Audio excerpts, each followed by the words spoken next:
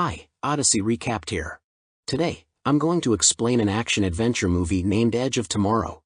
Feel free to share your preferences for the types of movies you'd like to see more of in the comments section below. The film begins by showing news clips about an alien invasion on Earth. A mimic alien race, arriving on an asteroid, crashes into Europe and causes widespread destruction.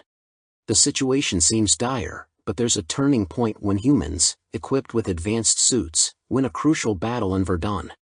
Sergeant Rita Vertasky, a Special Forces soldier, gains fame for her exceptional performance in killing many mimics. She becomes a hero, boosting recruitment for the human military. Major William Cage, a U.S. Army officer, is featured in news reports promoting Vertasky and the final assault on Europe. Cage wakes up on a helicopter heading to London for a mission to reclaim Europe. He anticipates a meeting with General Brigham, expecting to boost the general's public image or prepare for a political career after the war. To his surprise, the general orders Cage to join the first wave of troops in France, providing ground coverage for the media. Despite having no field experience, Cage attempts to avoid deployment and even resorts to blackmail. The general initially appears to give in but ultimately has Cage tasered by guards.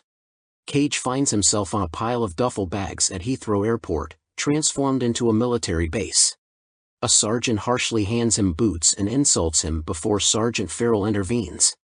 General Brigham had sent orders to Farrell, claiming that Cage attempted desertion, resulting in his demotion from officer to private. Cage is now placed with J Squad, a group of unconventional soldiers.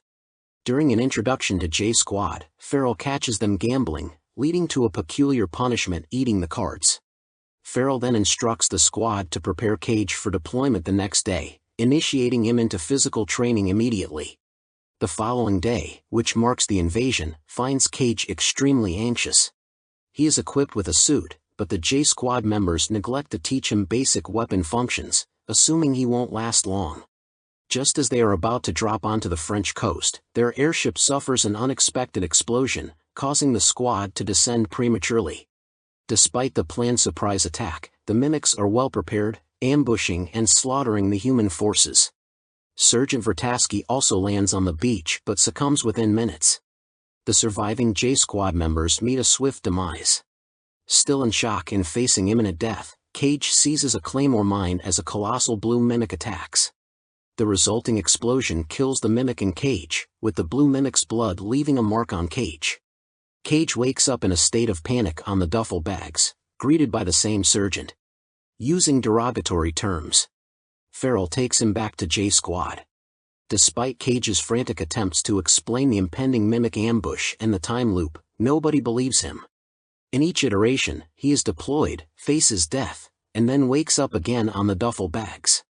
With each repetition, he becomes slightly more skilled at trying to save J Squad and Vertasky, but the mimics overwhelm them, resulting in everyone's demise.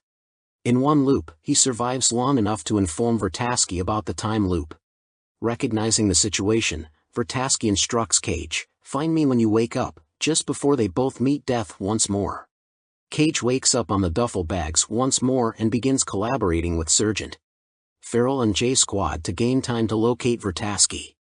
Despite several failed attempts to escape the base, Cage eventually eludes PT and finds Vertasky in a training bay with training drones. The Special Forces soldiers are unfriendly toward him, and Vertasky greets him with hostility.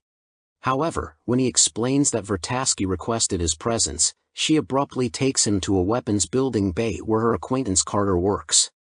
In a back room, Cage learns from Vertasky and Carter that she, too, was trapped in a time loop in Verdun. This experience allowed her to accumulate the skills to single-handedly defeat hundreds of mimics by the final loop. The loop was initiated by the blood of the large blue alpha mimic.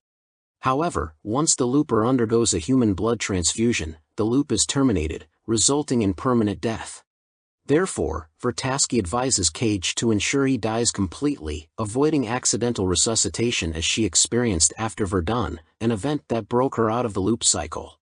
Carter, formerly a researcher at General Brigham HQ, was dismissed due to his theory that all mimics are neural manifestations of one overarching Omega alien creature. He designed a device capable of locating the Omega by inputting it into an Alpha, leading to his termination. While Cage struggles to process this information, Vertasky emphasizes the need for their survival in the upcoming invasion to locate the Omega first. She initiates training for Cage, deliberately killing him when injured so that he wakes up on the Duffels and starts anew.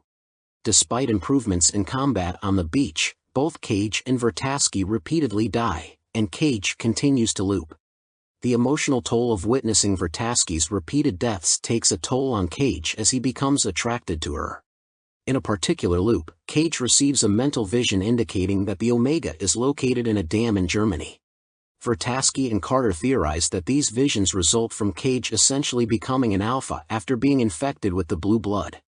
According to them, the alphas in the Omega possess the ability to manipulate time and perception. Consequently, Cage and Vertasky concentrate on their efforts to survive on the invasion beach and proceed inland towards Germany. After numerous attempts and deaths, Cage and Vertasky finally reach inland. During their journey, they form a bond, and Cage takes notes on the details of Vertasky's words in each loop. In one iteration, Vertasky mentions having a significant other in Verdun whom she had to witness die hundreds of times until she broke free from the loop, and he died permanently. Upon finding a helicopter in a farmhouse, Vertasky realizes that Cage is attempting to convince her to stay in the farmhouse while he goes alone. When confronted by Vertasky, Cage confesses that they have looped to the farmhouse multiple times, but each time, Vertasky dies, prompting him to try sparing her from further deaths by going alone. Shocked and offended, she intentionally gets them killed. In the subsequent loop, Cage decides not to seek out Vertasky and instead escapes the base. However, the mimics attack London, resulting in everyone's death and sending Cage back once again. Cage successfully reaches the German dam alone but finds nothing, facing capture by the mimics before choosing to drown himself. In the subsequent loop, Cage, Vertasky, and Carter piece together the visions. They realize that Vertasky's apparent success in Verdun was a deception orchestrated by the Omega mimic Overmind. The Omega allowed the humans to win at Verdun to lure them into invading Europe, setting the stage for the ambush and annihilation of all human armies. With no other options, they focus on Carter's device, the key to locating the Omega, now in possession of General Brigham. Despite several fatal failures, they secure the device and insert it into Cage's leg. Cage then sees the true location of the Omega, in the Louvre Museum in Paris. However, their getaway car crashes, and the airbag knocks out Vertasky before she can kill Cage. Cage regains consciousness restrained on a hospital gurney, understanding that he is no longer in the time loop due to a blood transfusion after the car crash. Vertasky assists in their escape. With limited time before the imminent invasion, Cage opts to return to the base and enlist the help of the unconventional J-Squad to travel to Paris. Leveraging his intimate knowledge of J-Squad and Vertasky's credibility, Cage persuades J-Squad to join him, and together they board an aircraft bound for Paris. Upon reaching the Louvre, the mimics crash their airship, resulting in the loss of half of J-Squad during the ensuing firefight. Cage, Vertasky, and the remaining 3 members of J-Squad decide to utilize the remaining engine power to slide the airship into the Louvre and detonate grenades to eliminate the Omega. The sacrificed members of J-Squad contribute to the plan during the slide, allowing Cage and Vertasky to enter the museum.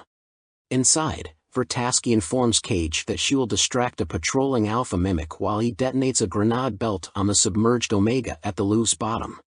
Acknowledging that neither will survive the ordeal, they share a kiss. Vertasky expresses regret for not having more time to know Cage better before departing. Cage plunges underwater to reach the Omega. In a brief pursuit, the Alpha catches and kills Vertasky. The Omega detects Cage and commands the Alpha to pursue him. The Alpha dives after Cage, stabbing him. However, Cage pulls all the grenade pins, dropping the belt into the Omega. The Omega explodes, along with all the mimics. As Cage succumbs, the Omega's blood seeps into him, similar to the Alpha's blood at the beginning. Cage wakes up in shock, finding himself on the helicopter trip to London from the morning before the invasion. Landing, he learns that mysterious explosions in Paris have eradicated the mimics, and human forces will start sweeping through Europe the next day. In the base, all members of J-Squad are alive and well. Cage seeks out Vertasky, and though everyone now treats him with respect as a major, Vertasky greets him with the same rudeness as in every loop. Witnessing this, Cage breaks into a big grin. Make sure you subscribe and turn on the notifications so you can watch more videos like this. Thanks for watching.